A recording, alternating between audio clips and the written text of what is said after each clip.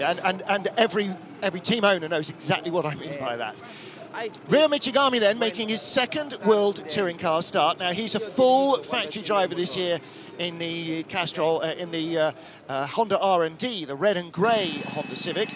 Unfortunately missed the weighbridge, as did Jan El Hassan in qualifying, and so their times were deleted. They're sent to the back of the grid. El Hassan, as I said, should have been on the opening race pole.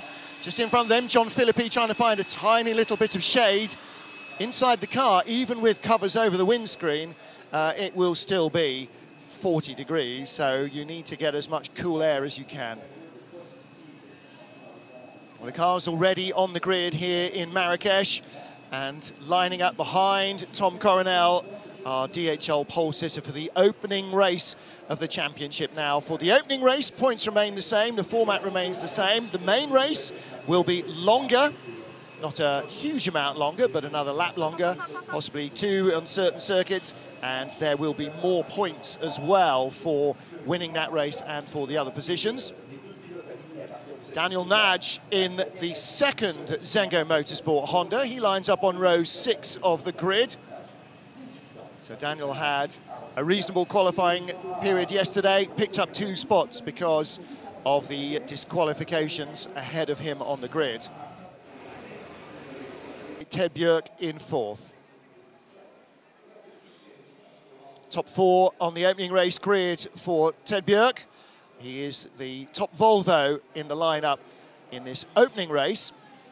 Nicky Katzberg 5th and 9th place for their teammate Nestor Girolami. But Girolami will start on the front row for the main race of the afternoon, which follows pretty much hot on the heels of this opening race. We're getting the 3-minute board. And there, with his wild man of the woods look, is Ivar Muller. Said in qualifying, Matt, that when he gave up racing, he also gave up razors. He's certainly grown a lot more beard than he ever had when he was trying to fit it under a helmet. He's certainly given up something. He said hello to me in the paddock on Friday, and I looked straight through him. I just really did not recognise him, and I've known Ivan for 20 years now. Well, he's always had that really short, stubbly beard, but yeah, that's a proper Norseman Volvo-style beard. Tom Chilton lines up 3rd place. He's again back with Sebastian Loeb Racing. They're running 3 Citroens, no factory Citroen team this year, of course, and a 4th Citroen on the grid being run for Rob Huff by Munich Motorsport. And here is our front row. Now, of course, these guys were not actually 9th and 10th in qualifying. They're 11th and 12th, but with 2 cars from the top 10 being penalised, they move up for race 1, which means they move up onto the front row of the grid. Argentina's Esteban Guerrieri, very talented single-seater driver, turned to touring cars, had a first outing in Termas de Rio Hondo last year, and he is being run by the Campos Motorsport team in their Chevy Cruze. And Tom Coronel back with ROAL Motorsport, back with the Chevrolet. Big update this year. They've painted the car rather than wrapped it, and that's it. So waiting for a new windscreen so he can see out better, because it's pot-marked with 2 seasons worth of stone chips. But Martin, he's still got the same cheesy helmet. Yes, so. He has. Yes. And the one-liners. And the same cheesy grin, yes, exactly. One of the liveliest social media exponents you'll find anywhere, and certainly a big boost to the championship as well. He's also fiercely competitive, won the opening race here last year in that same car, exactly the same car, the same chassis, the same engine, the same everything. So tyres are being taken off the grid, and the teams return to the garage. As we get ready for the 1-minute boards, the grid will be cleared. So even the cameras will depart, and engines started. So Coronel knows how to deal with this pressure, doesn't he? Esteban Guerrieri on the outside of the front row. He knows he's got a great opportunity, but both Chevy drivers are fearful that their rivals will have better brakes for longer. Coronel and Guerrieri lead us away to start the season. Tom Chilton behind. Can he win this one in the SLR Citroen? What about Ted Björk? First race win for Volvo in race 1, or Nicky Katzberg might pay capital here. And what about Mehdi Benani? And then Rob Huff, his first ever race in a Citroen. Norbert Mikulits, Nestor Girolami and Tiago Monteiro round out the top 10 ahead of Daniel Nagy, John Philippi, the penalised Rio Michigami and Jan El Hassan. and Aurélien Panis. They are our 15 cars ready to start here. Panis should have a teammate soon in RC Motorsport's second Lada. The cars run by the factory team last year, the Lada Grand Sport. So the cars leave the grid for what is a brief warm-up lap. Let's hear from Tom Coronel.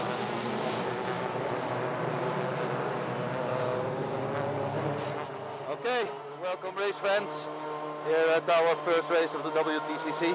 Yeah, as you see, I'm lucky because I'm starting from the pole position. We didn't expect that. In qualifying we weren't the best, but last year we also started here from the first position, and we won the race because the start is very important. As you see, it's a street circuit, everything very tight. Very, very, very small, very difficult to overtake. There are some possibilities, but then you have to take the risk. Especially here, like the chicane, second gear, accelerate up to the long straight to the back part of the track. Yeah, in qualifying I made here a few braking mistakes, so hopefully not this time. I'm happy, guys. Only 2 corners for the start, so I'm very sorry. But see you after the race. I have to concentrate now. Thank you, Tom Coronel. The reference, Matt Neal, of course, to the yellow paint on the wall was where he brushed the wall with the right rear wheel arch in qualifying. A couple of drivers, about half a dozen drivers, lost wing mirrors on the tyre stacks, but Tom actually just had a little slap with the wall. However, perfectly poised. I mean, what a great position to be in as a driver to start the championship. Pole position for the opening race of the year. Yeah, the margins are minuscule round here amongst these concrete walls. A bit of local wildlife there. Hopefully the concrete walls will keep them out. But the drivers, you know, getting these cars off the line is one of the toughest things to do, and they'll have a set amount of procedures they need to go through to want to get the tyres warm, the brakes warm, the clutch warm, but not too warm. So they have to sort of go through these procedures and do a few calculations literally in themselves, because they're not allowed the fully automated way that they are in Formula One. Some of it still has to be, they like to be able to make some errors. So they're just lining up now. And so the start is going to be one of the most critical points of the whole race, because it is so difficult to overtake around here.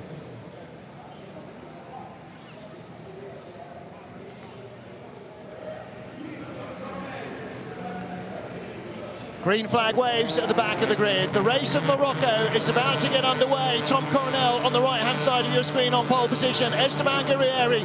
Will it be the Dutchman or the Argentine that leads? What about the Swedes behind? Great start from Katzberg. Chilton's chances of a win have gone west. Contact from Bernani as he goes around Katzberg. Bernani looking for 4th into the long left-handed first corner. It's Coronel from Guerrieri, and the 2 Volvos are looking at 3rd and 4th. Now again, another biff with the red, white and green. Mehdi Bernani, he's got the inside line now, but he'll be on the outside around this long 3rd corner. Oh, and sideways, Rio Michigami got tagged from behind. Coronel leads, and Guerrieri must go with him. I reckon we're going to have a safety car, Martin, because we've got the Lada still stuck on the grid. I don't know what's happened to it, whether it's transmission or what. Yann El Hassan has not moved. You're right, there are furiously waved yellows down there, but he's stuck in the middle of the road. Bernani defending for 4th, bits coming off Nicky Katzberg's car, and Ted Björk already right on the heels of Esteban Guerrieri in 2nd position. Björk in the blue Volvo, and there at the back, Aurélien Panis ahead of Tom Chilton. So Chilton made a very slow getaway as well. Aurélien Panis in the green and black. Or is he? No, that's not him. That's Daniel Nagy. Oh, I can see John Philippi limping his way around there. So whether he's had contact, John Philippi's got a broken left front corner, so he'll be coming into the pits. His race is over. Jan Erlacher, has he had contact? No, how can Philippi have made contact from behind? There must be some sort of contact. There's some tyre marks on the grid, I can see. Yeah. Well, the pace car will pick him up, because they'll arrive here like a jar full of wasps otherwise. Well, they're running very slowly. There is Bruno Monteiro, our regular pace car driver in the Volvo safety car. So he picks up the field. Now, this is exactly what Tom Coronel and the crew did not need, because they wanted to get away. They're now going to have to make a break after the safety car period. Actually, Martin, this is exactly what Tom wants, because he can settle it all down, get everything all nice, warmed up, gentle, and he can afford to make a break leaving Guerrieri Right, let's take a look at the start. Jan El Hassan. Oh, yeah. And he came around a near stationary John Philippi. He also clattered Nestor Girolami, who was down there at the back. So the damage, watch El Hassan right at the back. Philippi stalls. El Hassan's got no room to get through. Tight street circuit. In fact, I thought El Hassan had made contact on the left. Oh, gee! But in fact, somebody else had hit Girolami. Michigami was coming right to avoid the Volvo. Yeah. And they all lose their no claims bonus. And Michigami makes contact with Chilton under braking and just gets tagged sideways. The car already unbalanced there. And that is Jan El Hassan. So the young nephew of Ivan Muller is out of his first ever World Championship race. Let's listen. Hey mate, are you okay? Yeah, I'm okay. It was just impossible to avoid. There's something wrong with the car, it looks like, so don't drive it, just like stay there. We don't want to break it more, you understand?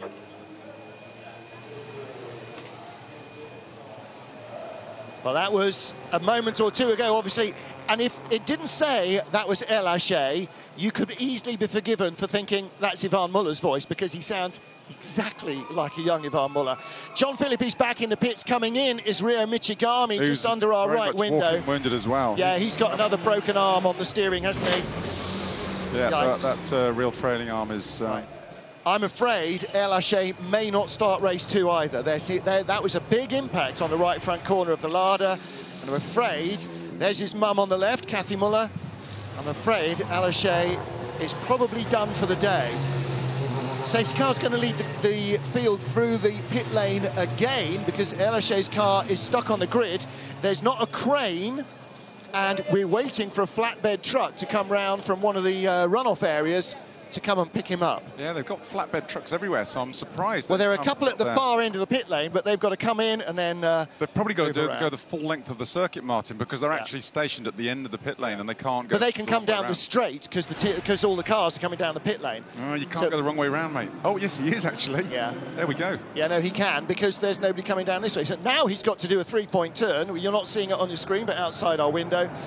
And that's a really horrible way for El Hassan's race to end, because no fault of his own, he made a good start, reacted instantly to John Philippi's stall, and Aurelian Panis was lucky to get through from behind, because Michigami makes a shocking start. He'd have been through if Michigami hadn't gone right. And Panis then has to come through as well, on board with... Oh, who was that with the Volvo? Which Volvo was that?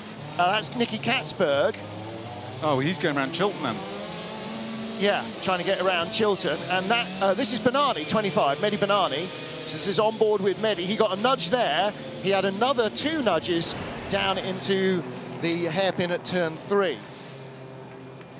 Well, that was all arms and elbows for the first 50 metres, wasn't it? Crikey. And oh, now they've got the trolley dolly. Now, that was a much better idea. The team have come out with the little wheeled jacks, put the car up on its jacks, put the wheels under it, and now they're wheeling it in on casters back into the pit lane. The benefit of that, they can get it straight back in the garage and start working on it. And there's mum Kathy Muller, a resigned look on her face. I talked to her earlier, I was talking to her on Friday and saying, do you not think, on Saturday, do you not think about running him? She, no. It's bad enough being his mother watching him race. I don't want to be his team boss and his mother watching him race. That's far too many emotions going on there. Rio Michigami, well, they'll work hard to get the steering arm on. You're probably going to have to drop part, at least, of the flat floor of the Honda to get that work done. And the deal here is they don't have to even get him out in this race. If they can finish the work or get enough of it done that they can finish it off in the 15-minute repair time, then he should be able to rejoin. Well, our race distance, as you can see from the top of the screen, is now up from 18 to 20 laps. We're allowed to add up to 2 more laps to allow for safety car. We're now on our 3rd lap of non-racing of safety car. Well, 2nd lap of safety car, but it was scrambled on lap 1. So the distance will increase no further. But again, Matt, you can see here aerodynamic wheel arch liners and all the other stuff, you know, fair in the suspension. You have to remove all of that gubbins before you can start getting the nitty-gritty. That's right, everything is sealed in there, so they are a real pain to work on. It's not like a rally car or a British touring car where you can see all the Well, they're doing another lap. I thought they were going to be... Bruno's going around for another lap in the same... Oh, and Huff's in the pits. Rob Huff just came in the back of the shot. Huff is... Oh, half the field's gone down the straight, and Rob Huff has led the rest of them down the pit lane. It's too early for driver changes or fuel stops, and we don't have those in touring cars. Why's Huff stopped?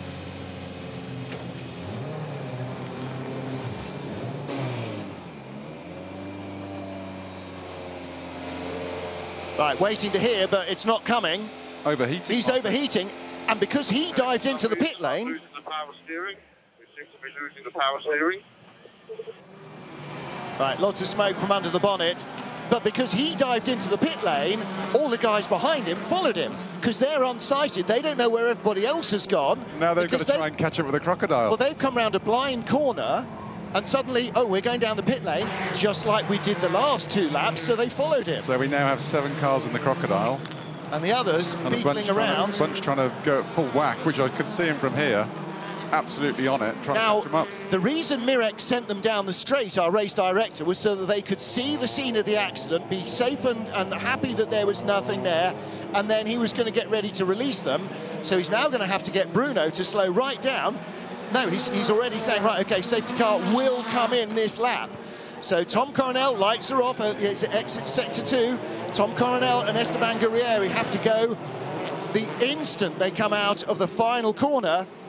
And they've already got like 6 car lengths on Ted Björk. Oh, Björk's been caught asleep. The 2 Chevys have made a jump on him. Rotten restarting from Ted Björk there. Mehdi Benani in 4th, then the 2nd of the blue Volvos. That's Nicky Katzberg ahead of Norbert Michelisz and Tiago Monteiro. So that's your 7-car group, and the rest of them now come streaming across the start line below us, as Coronel has the first of what will probably be many lockups there. You come through a long right-hander into a left-handed braking area, which is also going downhill. If they put a jump in it, it would make it harder for the car, but not an awful lot. Guerrieri is smelling his first WTC victory, but Coronel knows how to win. He's won round here before, but he's going to get... They've got about 2 or 3 laps on the brakes, holding out full whack, and then they're going to be very busy. He looks...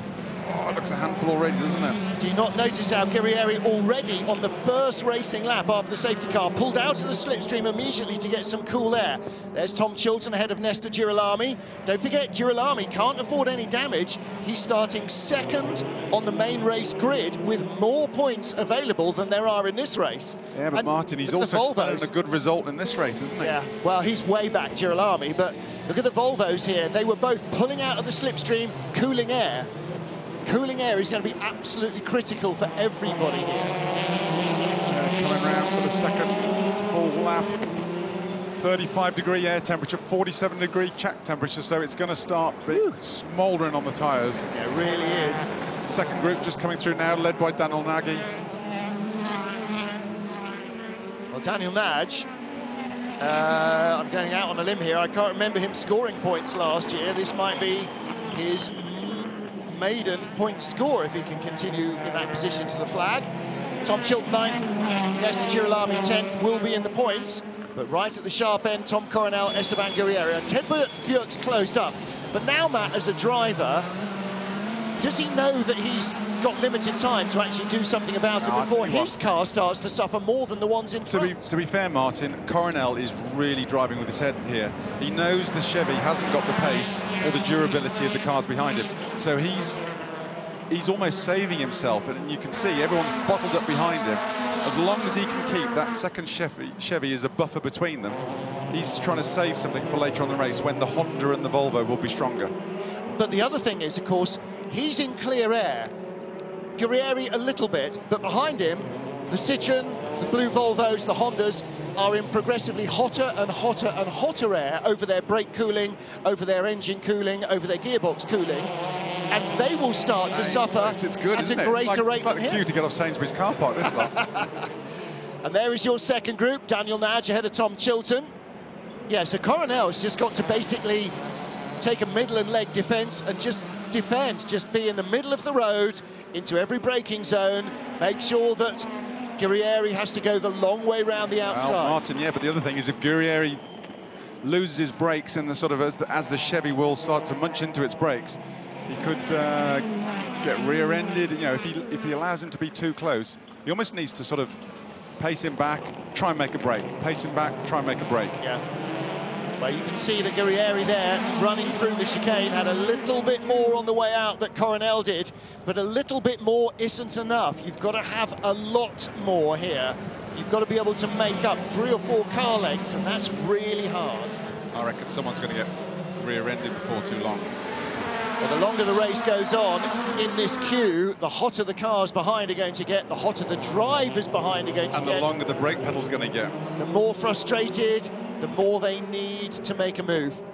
Any one of this leading pack could win this race, because you don't know, only one's got to step out of turn, make a small mistake. And it's almost like it's a wet race, because they're all pulling out of the slipstream, not to see out of the spray, but to get cooling air. And Guerrieri really looks quicker than Coronel, but whether he can exploit it or not remains to be seen. It's almost like a reincarnation of Jose Maria Lopez, isn't he? Yeah. He's got the same demeanour, same coolness, same aggression. Seen a lot of Guerrieri racing single-seaters who really rate him. I think he's been criminally overlooked in a way that Lopez was for quite a while as well. This could really launch a whole new career. Now then, did Guerrieri make a little mistake there? He was normally tucked under Coronel's back bumper coming down into turn 3. This time he wasn't. Running wide at the back. Yeah, that's Norbert Mikulits and Tiago Monteiro. They're 6th and 7th, the 2 green and white and red Castrol Hondas. So new for this year for you car spotters amongst you. All the Volvos are exactly identical. They haven't even bothered with different coloured mirrors. And Norby is now in a red, white and green Honda.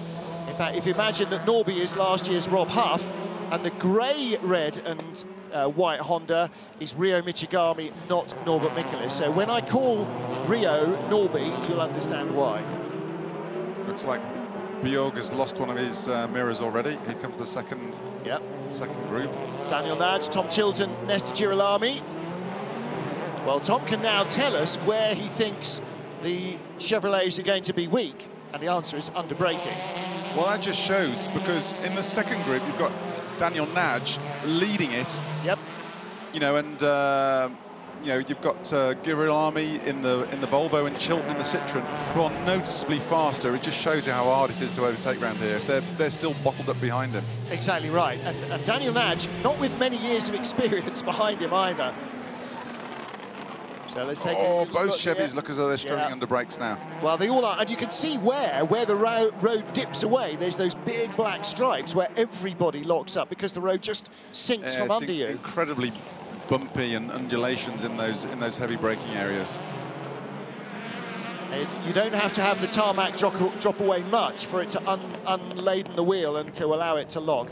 Down this little short back chute up to corner 7, that's one of our prime overtaking opportunities, but with these cars, it's just a little too tight. Look, Chilton can't even stay close enough to Daniel Nagy. Has just set the fastest lap of the race.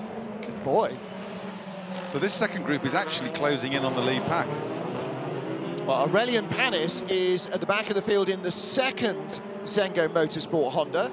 So his you can see they're closing in, Martin. Now we're all going to be in. Well, you know why? Because Daniel Nagy is leading them 1 minute 24.5. Coronel is 0.6 of a second slower. Coronel's best lap is 0.6 of a second slower.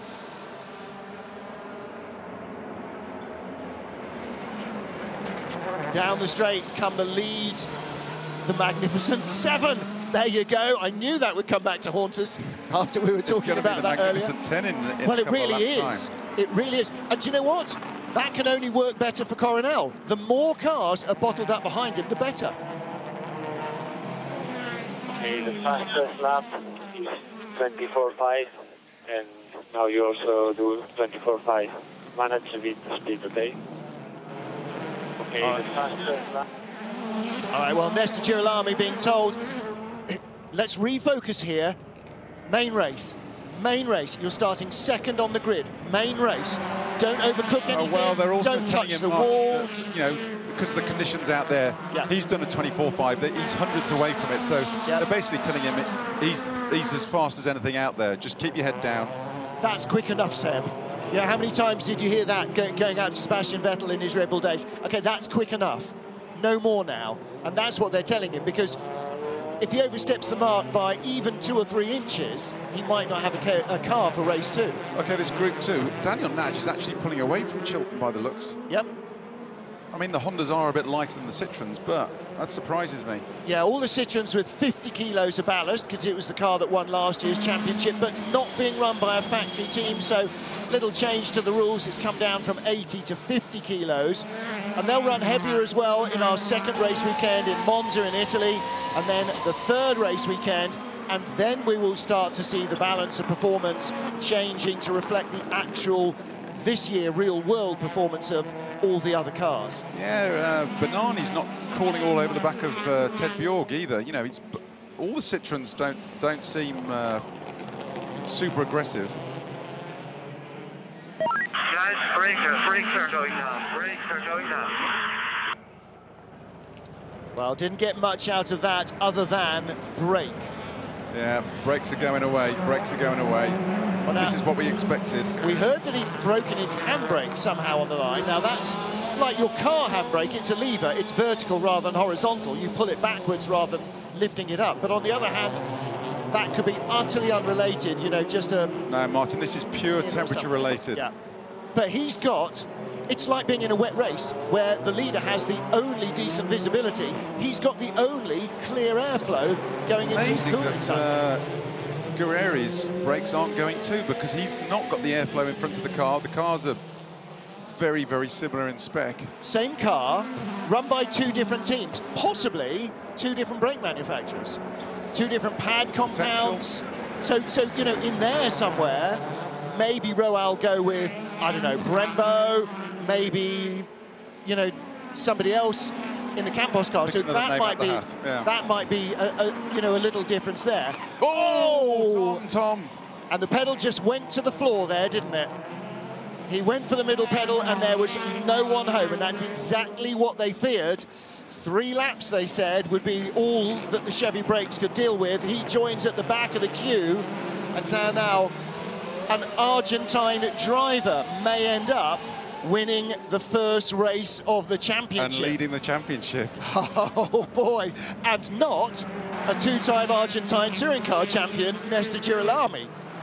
However, let's not get ahead of ourselves here, because if Coronel's car's running out of brakes, so too are all the ones behind him, predominantly Esteban Guerrieri. However, now, suddenly he's got clear. It's like somebody's opened the window. He's got some clear airflow. Martin, not just that, but would that be the first win for Campos?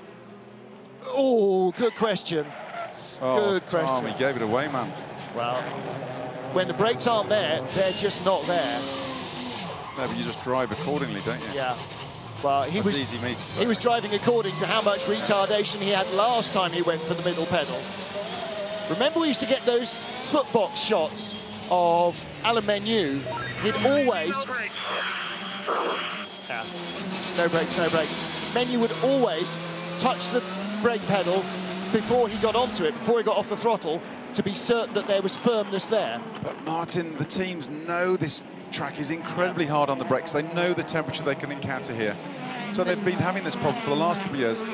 Why do they not look into it? Well, they do, but perhaps there's just no more airflow you can get in. Don't forget, that would mean you'd have to homologate a whole new front bumper. And Chevrolet as a manufacturer... No, but that you have pad materials, etc., which can go into extreme temperature ranges like they use in NASCAR on the short tracks. I don't doubt that they're doing what they can. Coronel's dropped way out from the group, so Daniel Nagy is going to get by him soon. There's Tom. Got bits hanging. I'll tell you what, Coronel's falling back to Nagy now. Yeah. And Chilton. Yeah. Tom's best lap, a 25.1. His last, a 1:30.2. And so within a lap or two, either he'll be in the pits or once the group behind go by, which will be within the next lap, he may as well just come into the pits. That last lap time was his running wide as well, so it'd be interesting to see. He is dropping back to him, though. Yeah. Well, Daniel Nagy is how far off the lead? I can't read my timing screen. 2.9 seconds off, and that's how far back from the lead Tom Coronel the has Chevy gone. really running wide, but he looks comfortable. Volvo's not putting him under any threat at the moment, is it? Well, Björk's no nearer at all. You know, maybe a millimetre or two, but no closer. Last time round, 25.2 for Guerrieri, 25.5 for Ted Björk. Last time round, Tom Coronel, 127.7. So 2.5 seconds slower than he was doing when he had brakes. And that's the ironic thing, isn't it? The less braking you've got, the slower your car is. Yeah.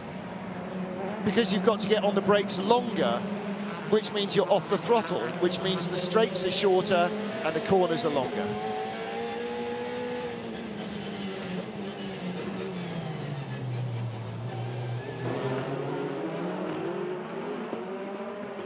You've got to expect Esteban Guerrieri's Chevy has got to run into similar sort of brake problems before long. Maybe he's just managing it a lot better. Well, there is our former leader, Tom Coronel, in the battle for 7th. Daniel Nagy now all over the back of him. Tom Chilton is there. I don't think he was expecting to be 2 cars behind Tom Coronel at this stage of the race, and certainly not in a battle for 7th rather than a battle for the lead. Coronel's so slow, it's going to slow Nagy up. So is that going to give Chilton the good, or, you know, Girolami a good opportunity to throw it down the inside and see if they can pick up some valuable points? Well, again, Girolami has to be careful. If he gets a tag from somebody and ends up in the wall, he is starting 2nd for the main race. Focus. Martin, you need every point. Andy Priau showed that. Exactly right. But shunting in the opening race means you're not going to get anything out of race 2.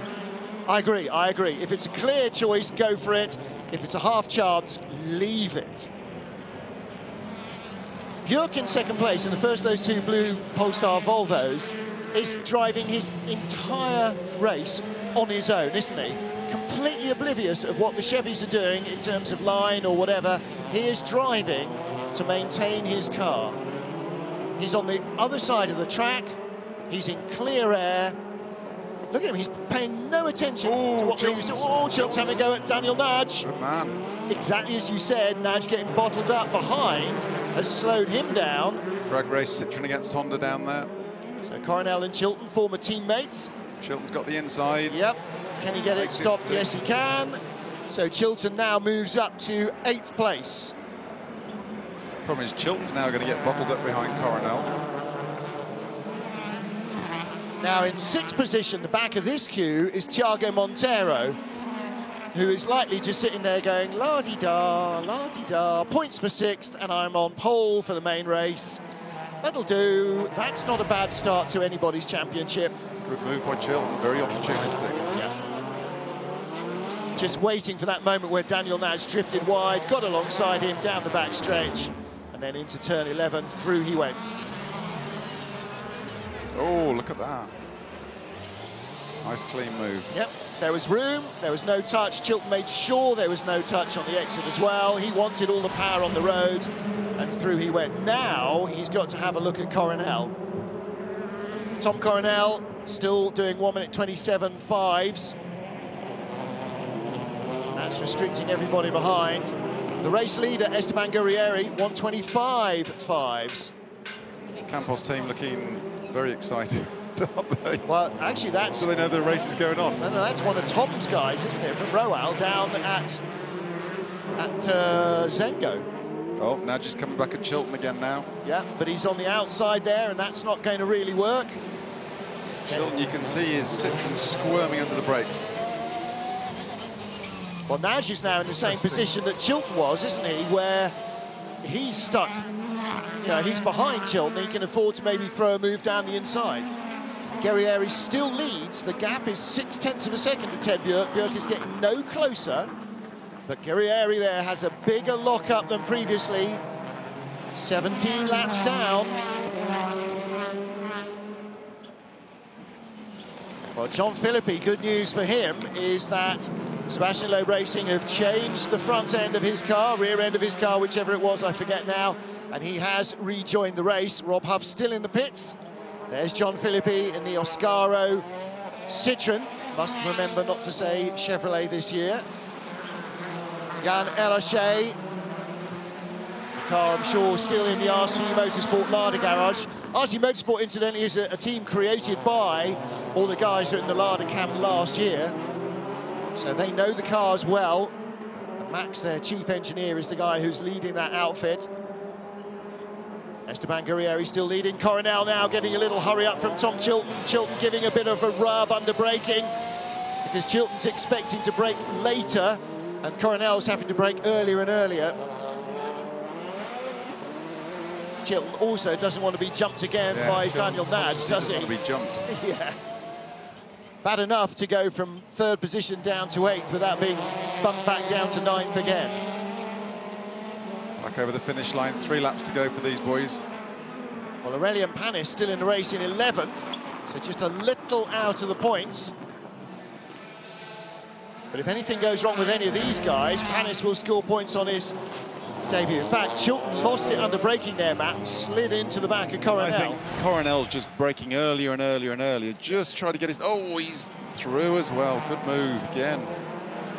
Now, unfortunately for Daniel Nagy, the door wasn't opened far enough by Tom Chilton sticking his foot in, and Coronel knew enough to let him go and then close the door behind him.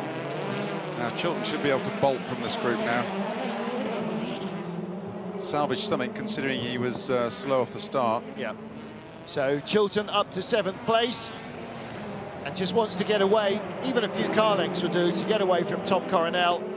Esteban Guerrieri still leading by half a second. Tebbutt bringing the gap down a fraction. Completed 17 laps, this is lap 18. And here's the move here, Chilton down into the long left-hand hairpin, corner 3. Got his nose in. Yep. Nicely done. There's Mum, Dad and the rest of the team watching. Oh! And Daniel Nagy drifts out wide into the wall. Doesn't damage the rear corner, it looks like. I think that's a little bit damaged, Martin. Now then, I said Aurelian Panis would be in the points if anything happens. Oh, Bjorg and look at the other Volvo as well. Suddenly Nicky Katzberg has a big lock-up as well. Daniel Nagy is off, and these are points potentially for his teammate Aurelian Panis. Yeah, finally the rear suspension broke, and there's Panis in the background, moving up into 10th place. Big smile on his dad's face. Not unsympathetic to Daniel Nagy's predicament, but it does mean that Olivier Panis' son is now into the points in his first race. And Aurelian Panis, Yann Elhaché, the other rookie who's never driven in World Touring cars even once, he has got LMP3 experience. He raced in the Volkswagen Scirocco Cup on the DTM support program, so he's got roof over his head experience. Aurelian Panis is straight out of open-wheeler single-seaters into this on a street circuit. And Matt, the very worst thing he could do is overstep and destroy the car against the walls at any stage in the weekend. So he's been very conservative. I think all the younger drivers, Martin, have been impeccable so far. They've really stood up to the plate well. Well, unfortunately, we're hearing from RC Motorsport that damage is too much, and Yann Elhaché will not be able to have his car fixed in time for the main race. So unfortunately for the young Frenchman, there will be no racing for him here in Marrakesh. It's a real shame because I thought he produced a good qualifying effort to go 10th fastest. They're going to leave the 99 car out of the way, Daniel Nagy.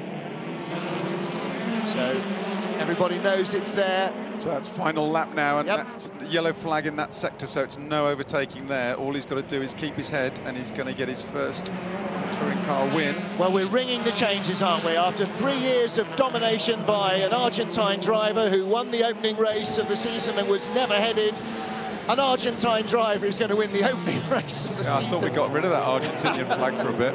Well, we're just changing seats, aren't we? But Esteban Guerrieri, I have a very good point. Not sure whether Campos Racing have never won a World Touring Car Championship race, says Neil Hudson of Touring Car Times, though they won a few when they were sun-red. Good point in the Seat days. But for Campos Racing and for Esteban Guerrieri, victory in the opening race in Marrakesh. Tebbutt takes the podium in 2nd place.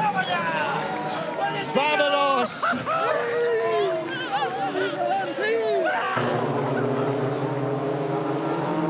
Tom Chilton comes across the line in 7th, but the happiest bunnies there are the Campos Racing team. Tom Coronel, what might have been 8th place, not victorious.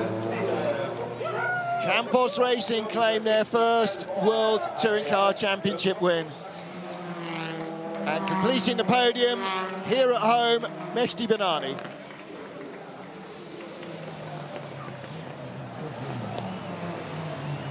Well, there is something different, isn't there? Either behind the wheel, in what he's doing with the car, Esteban Guerrieri, or in the braking system somewhere, because his car held up all the way and Tom Coronel's car didn't. And Coronel had the advantage for half the race of clear airflow, better braking, cooling.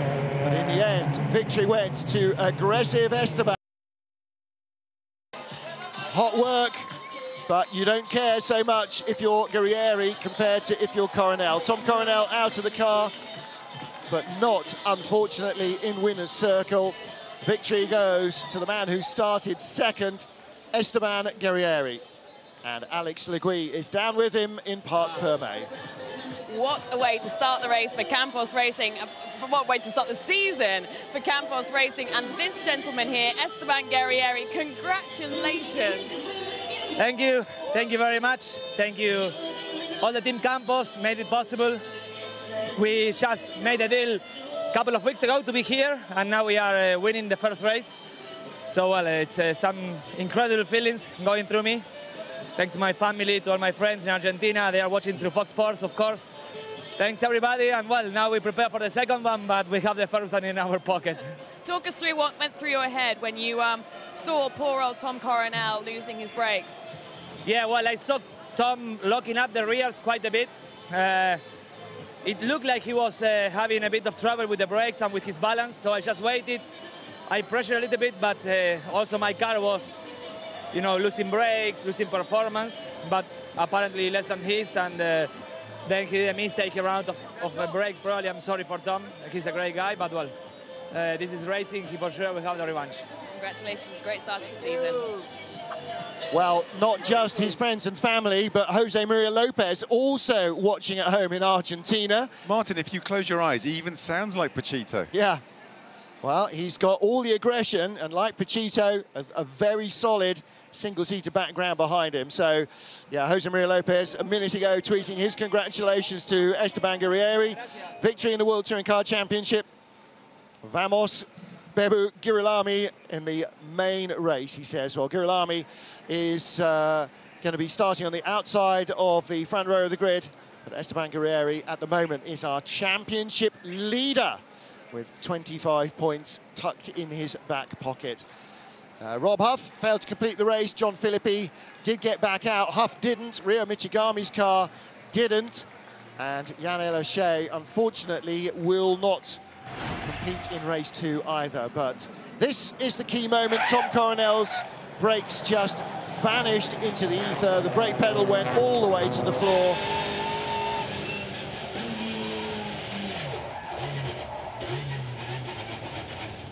And you can hear Matt there. Lost the front brakes. Also trying to use the gearbox to slow it down.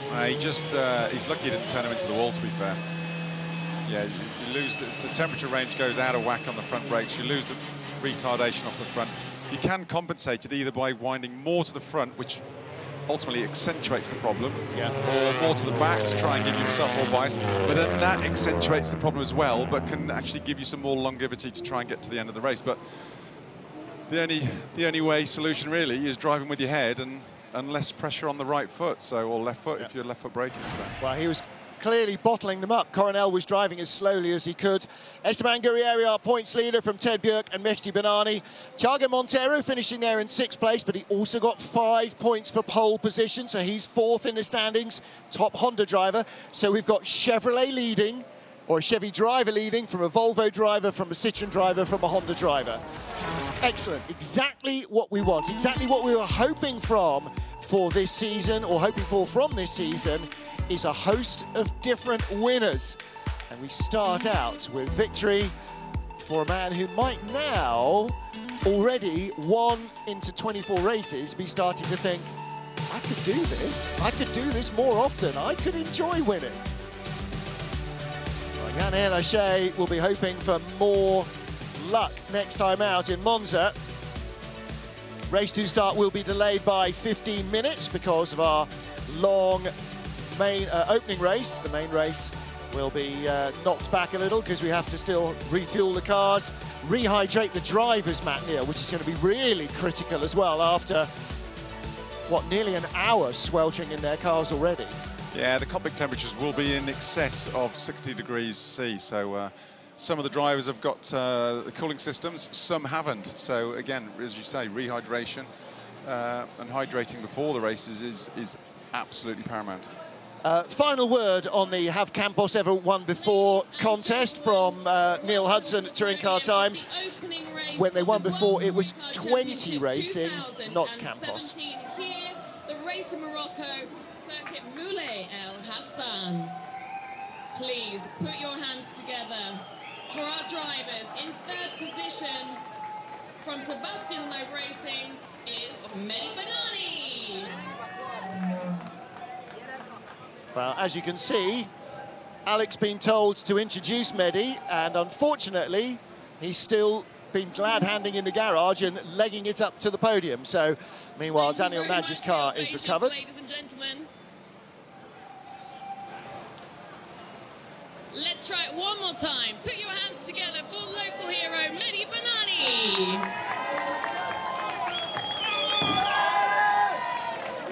A good start to the season for Mehdi as well. At home, first podium of the year. Cyan Racing, it's Ted Björk. Björk a little under-impressed with his own performance compared to his teammates yesterday. However, you get more points for races than you do for qualifying. Of the first round of the World Touring Car Championship 2017 from Campos Racing is Esteban Guerrieri. So Jose Maria Lopez has handed on the baton, hasn't he? And Guerrieri has picked it up and run with it.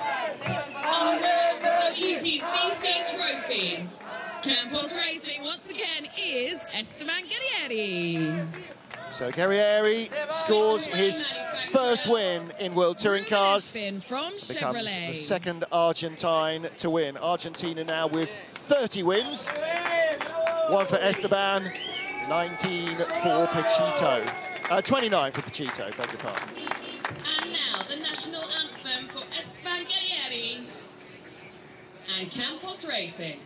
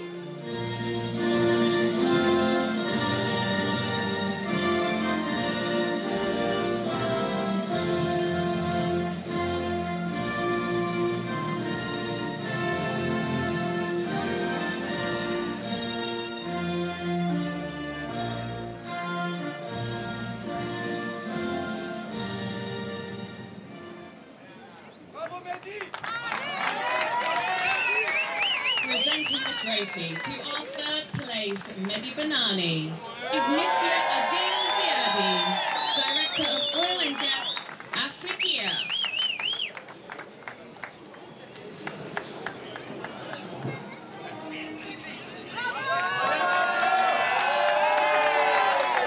Well, what an emotional day for Mehdi Banani. Sadly lost his father during the winter and very nearly retired. Ziadi will also present our second position trophy to Ted Björk. No time for emotion just yet, though. There's another main race to be done. Ted Björk takes second place in the first race of the year. And the Mayor of the Communal Council of Marrakesh, Mr. Fouad Houri, will present the trophy to our winning driver, Esteban Guerrieri.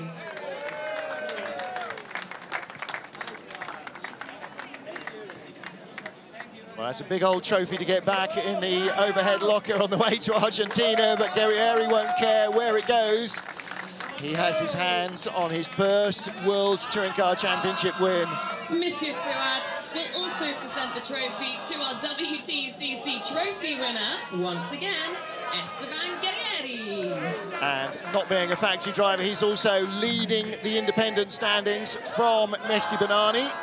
Third in the independents will be Tom Chilton. Fourth, Tom Coronel.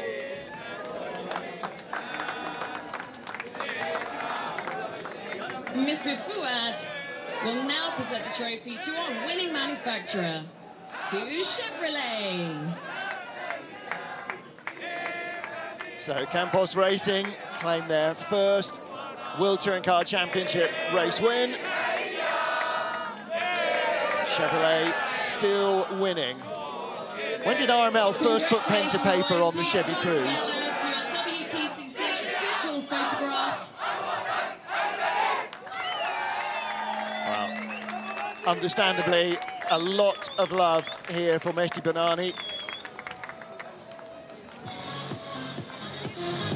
And there's a happy-looking podium, isn't it? So now a chance to get out of the heat, at least a little bit, peel off the overalls, and rehydrate themselves quickly.